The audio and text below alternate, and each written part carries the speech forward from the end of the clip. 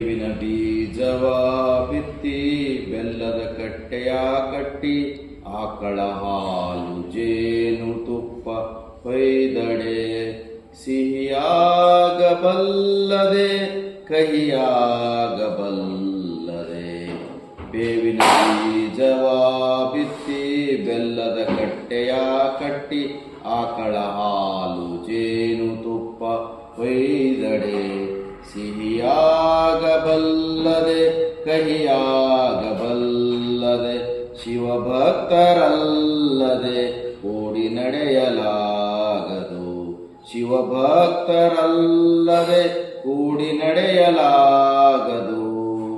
ಬೇವಿನ ಬೀಜವ ಬಿತ್ತಿ ಬೆಲ್ಲದ ಕಟ್ಟೆಯ ಕಟ್ಟಿ ಆಕಳ ಹಾಲು ಜೇನು ತುಪ್ಪ ಹೊಯ್ದಡೆ ಸಿಹಿಯಾಗಬಲ್ಲದೆ ಕಹಿಯಾಗಬಲ್ಲದೆ. ಶಿವಭಕ್ತರಲ್ಲದೆ ಕೂಡಿ ನಡೆಯಲಾಗದು, ಶಿವಭಕ್ತರಿಲ್ಲದೆ ಕೂಡಿ ನಡೆಯಲಾಗದು. ಕೂಡಲ ಸಂಗಮ ದೇವ, ಕೂಡಲ ಸಂಗಮ ದೇವ. ಸರ್ವರಿಗೂ ಶರಣು ಶರಣ.